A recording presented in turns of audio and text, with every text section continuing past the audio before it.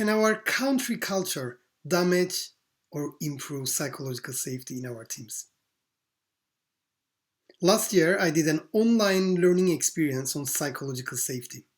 It was organized by one company in Southern Europe.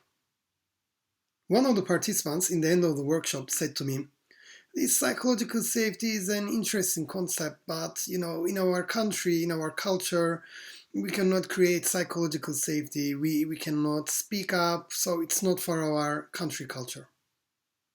Our country cultures, the values of our own culture, the culture of our countries, can influence psychological safety.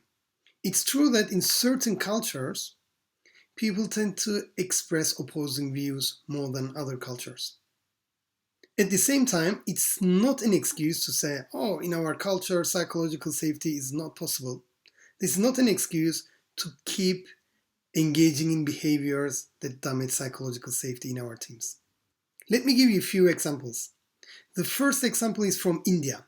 India is a country where the power distance is relatively high. And there are companies in India which try their best to create psychologically safe workplaces. One of them is Tata. Tata has a program called Dare to Try.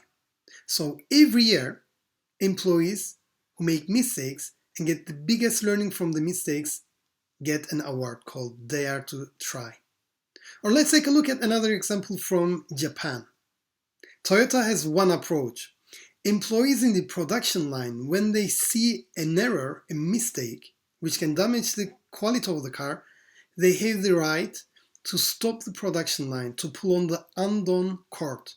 They can detect the mistakes early, talk about this, and improve their quality.